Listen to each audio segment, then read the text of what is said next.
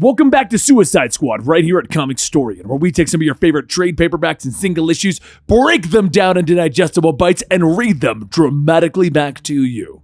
Today we're going to be continuing Tom Taylor's run of the Suicide Squad. When we last left off, they had just formed up, recruited a bunch of rebels, forcing them to be on the Suicide Squad, and then when they were supposed to go save the president of a foreign nation, those rebels killed the president, and Deadshot reported back the asset was down. If you want to find out more about that, the last video is linked down below, but I think it's time for us to get into this story.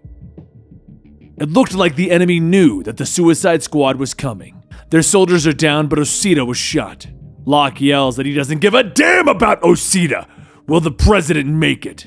Deadshot, knowing the truth that Osita shot the president herself, tells Locke, the man who is now in charge of the Suicide Squad, that he doubts it. The president had a big hole where he should have had a skull and brain matter. Locke slams his fist onto the terminal, shouting, "Which button is the one that hurts them? They all need to be punished." While B-Team is electrocuted, Locke radios back to A-Team asking, "Did you hear that? Now you know what the cost of failure is."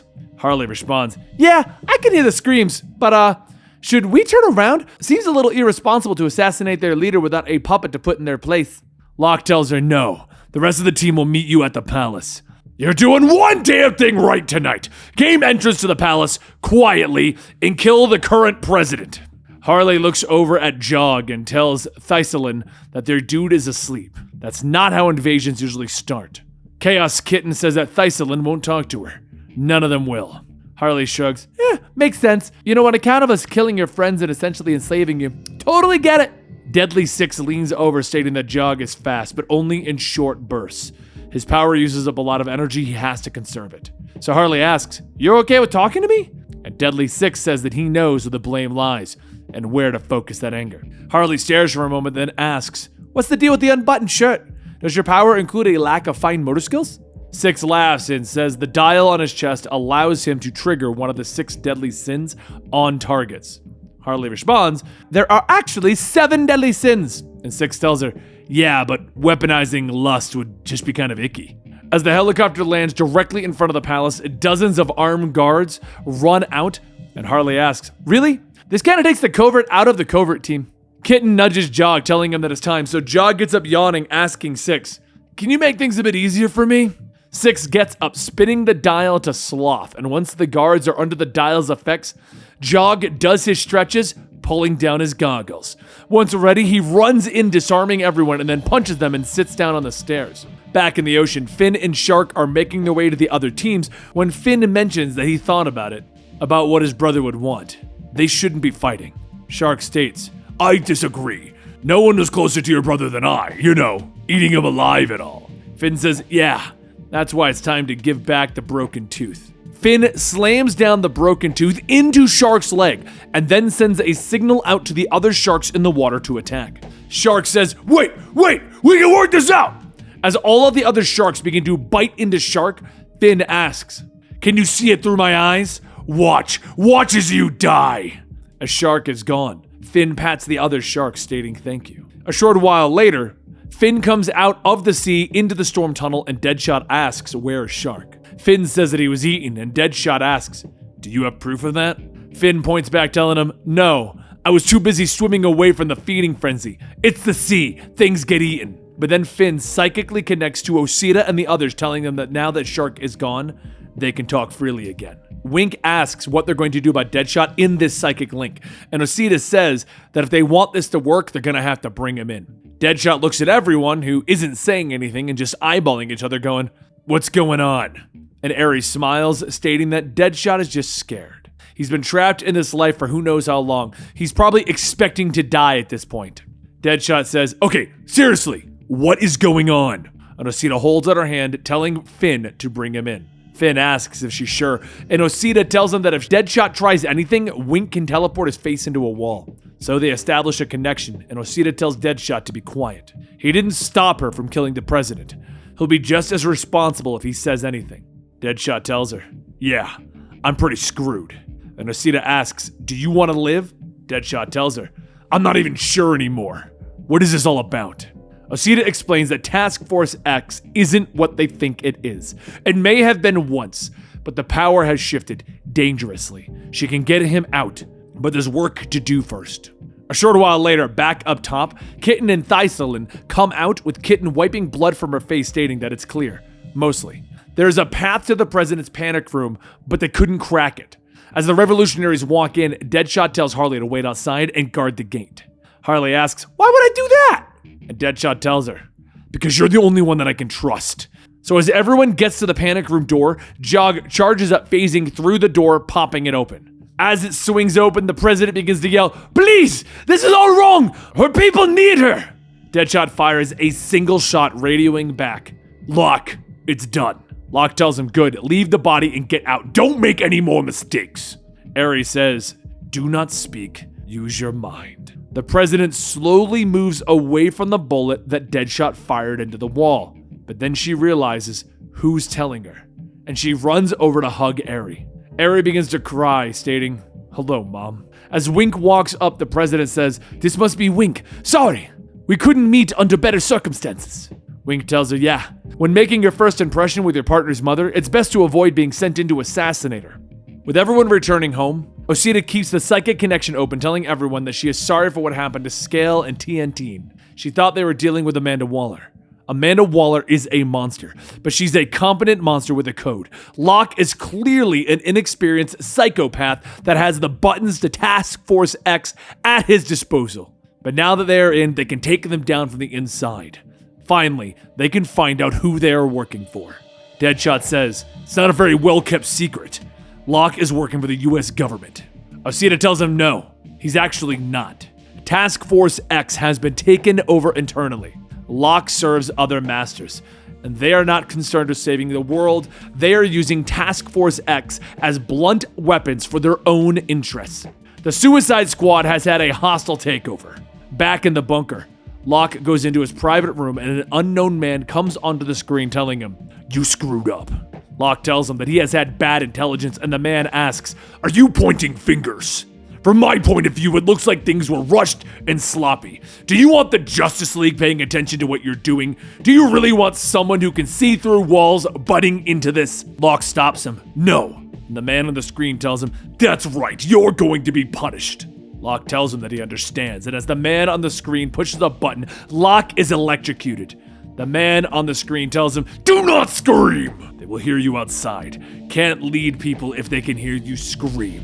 And as the electrocution stops, Locke slumps over groaning, and the man on the screen tells him, "That's it. Good soldier." The next day in Portland, Australia, Boomerang sits in a bar telling his buddy Jono that Task Force X was a bunch of puppets. He probably shouldn't be telling him that, but you know. Several seconds later, Locke's men storm the bar, telling Boomerang to put his hands up. Jono sighs, stating that he just finished renovating this place, and Boomerang says, "I know, and I'm sorry. Might want to get down for this one, though." He then asks the soldier, "Would you guys like a drink?" And one of the soldiers asks, "How about he puts his hands behind his head?" So Boomerang tells him, "Fine, fine!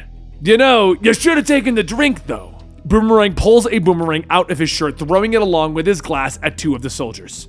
After taking out the last one, Boomerang then looks at his other buddy, Tim, telling him, "I'm gonna need to borrow your truck." Jim tells him, "Whoa, whoa, whoa, how much have you had to drink?" Boomerang stops him. "Seriously? Now you're worried about obeying the law?" Back at the bunker, Locke gathers his team, telling them that they will be sent out to capture Captain Boomerang. Since Harley and Deadshot know him, hopefully he will trust them. They need to bring him in alive. Osita will be backing them up. Deadshot simply stops him. "No, Boomerang was our teammate for years. I'm not doing this."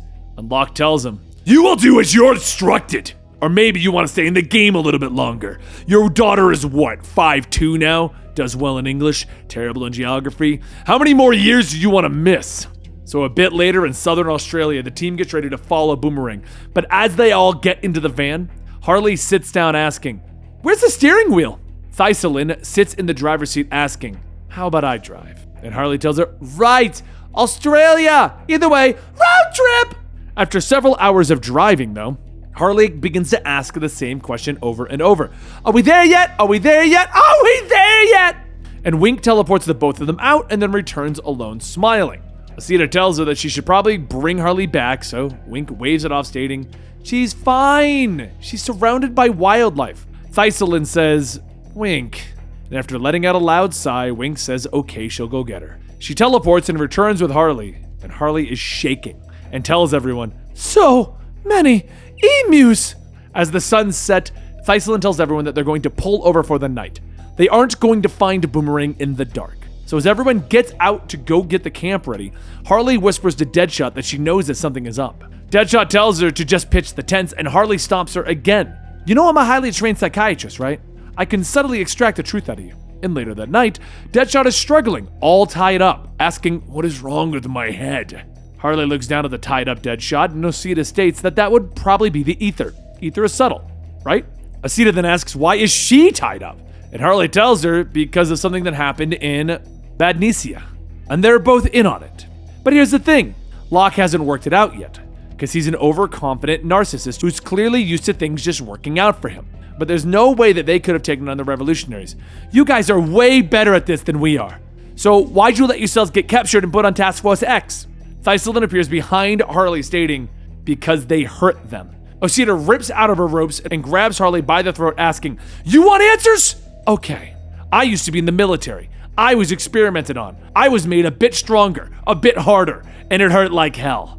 But there were only 2 of us who successfully made it through the program, and we got married. Me and my wife, Tanya, were sent out on assignment to Korak, and that's when everything went to hell. A boomerang was thrown, and even though it went through and cut off my arm, it landed squarely in Tanya's chest. It went through her body armor. It was deemed friendly fire, and I wasn't even allowed to bury Tanya. Captain Boomerang did this to us. I sacrificed everything, and the U.S. put my dead wife into a fridge. Said that she was U.S. property, and after that, I learned about Task Force X, and that's when I set up my plan, to stop you from another one of your disasters. But I underestimated Locke. We could take him down, but it's not enough. We need to cut this thing off at the head." Harley asks, "Locke's not in charge?" And Jog tells her, "Nah. Locke is your classic one-dimensional cruel bully. They tend to lack ideas, and then they try to mask it by being loud and angry. He's taking orders from somebody." Ari then says that they have a choice. They can come with them, or they might experience an accident. Harley pulls Deadshot to the side, stating that she needs to consult with her colleague for a moment. And once alone, Harley then asks if he's really going along with this. Deadshot just shrugs. "Yeah, I guess. This is gonna get me killed anyway. Probably. I've been trapped in this thing for years. I stepped in front of aliens, gods, and worse, all with a bomb in my head. I've been lucky so far, but that luck's gonna run out, Harls. So, at this point, if I'm gonna be taken out, I'm gonna be doing it on my terms." So a few minutes later, Harley walks back over stating, "Okay, I'm in. Always up for a little vengeance." Sita says that isn't enough, and Harley tells her, "Look, honestly, I have a history of being forced into bad situations. If I had $1 for every person who's taken advantage of me or manipulated me, well, I'd still be deeply traumatized. But I'd be able to do a lot more online shopping." So the next morning, everyone heads back out onto the road, and after a few hours, Ari flies down stating that they found him. The team pulls up to a junkyard, and once everyone is out, Osita tells everyone to spread out. Look out for... But Boomerang tells her, "Oh, you don't need to do that. I'm right here." Looks like Task Force X got themselves a little bit of an upgrade. Deadshot tells him, "It's good to see you again. Sorry for the surprise." And Captain Boomerang tells him, "Oh, this isn't a surprise. I was actually waiting on you. Kinda hoped it'd be someone other than you, though." Osita tells Jog to take him down, so Deadshot poses for a moment and then stops, asking, "Wait, Boomerang, you were waiting for us? Jog, stop!" But as Jog runs forward, Boomerang presses a button, and a pile of cars next to Jog explodes, pouring fire all over him. As Jog is thrown back, Ari flies up and Boomerang throws a boomerang at Wink. Wink teleports out of the way, leaving Osita to catch it. But before Boomerang can realize it, Thaislin is behind him. With Thaislin kicking Boomerang to the ground, Wink appears above Boomerang, landing a few feet down on Boomerang's head, making a loud crunching noise.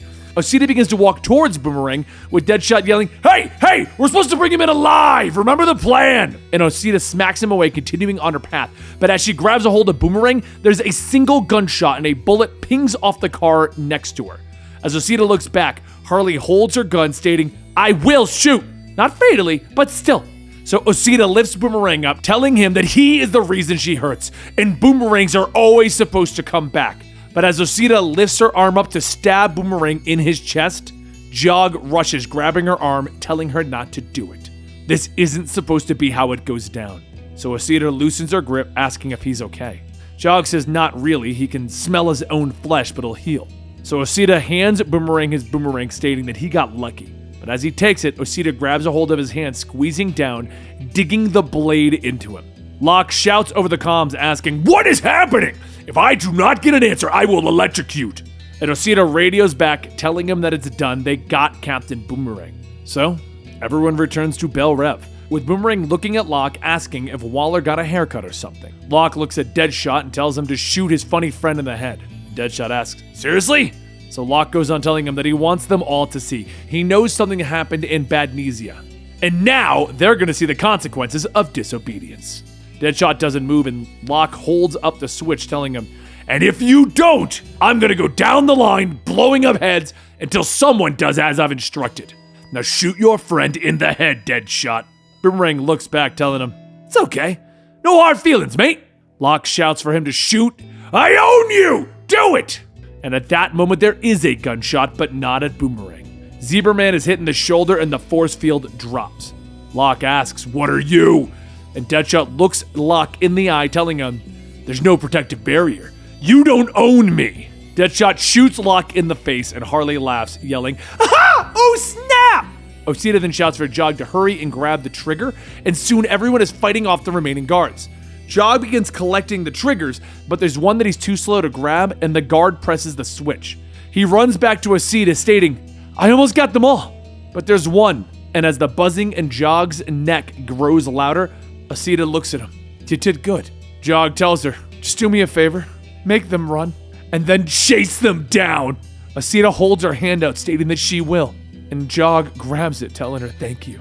A second later, the bomb inside of his neck explodes, and Osita points at the guard who hit the trigger, stating that he just murdered a man who once put out a blaze in an Amazon forest that their damn team started.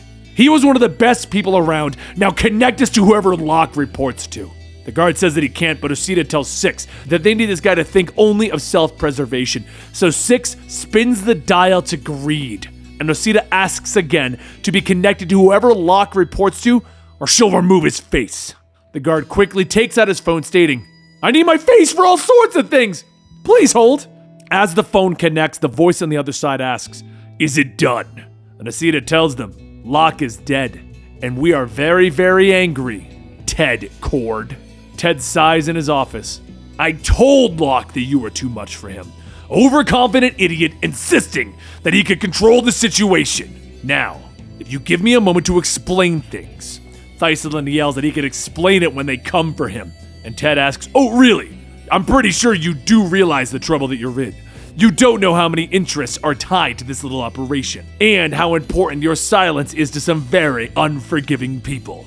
Now, I'm pretty sympathetic to what you've all been through, but I don't want to see you get hurt. There will be some very affected people coming in soon, and it would be best to surrender to them." Osita asks, "You know what, Ted? If I were you, I'd start running." And that brings us to the conclusion of issue 5 of Tom Taylor's Suicide Squad run. Now, this is a limited run, so it's going to have a beginning and an end. So we're going to go all the way through this and find out what the heck is going on. Why is Ted Cord a bad guy? What's happening over there? Also, I want to apologize. Last video, I called Shark King Shark. Look, in my defense, he was a giant, oversized shark on Suicide Squad. Why wouldn't I have assumed it was King Shark? But either way, I apologize. It's not King Shark. It's just a guy named Shark who's not the king. He's just a normal shark. Either way, if you guys enjoyed this, please consider hitting that like button. Don't forget to press subscribe. I'll see you guys next time right here at the Comicstorian channel.